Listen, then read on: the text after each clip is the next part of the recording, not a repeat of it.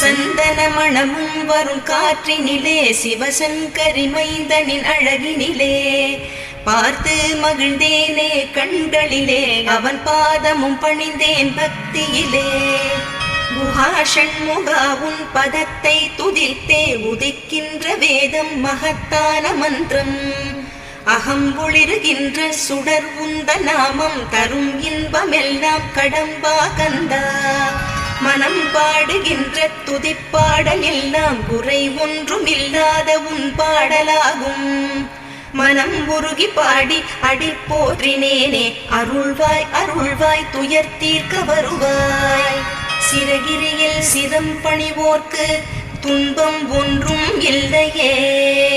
பொறுத்தருள்வாய் பொறுத்தருள்வாய் சென்னிமலை ஆண்டவனே.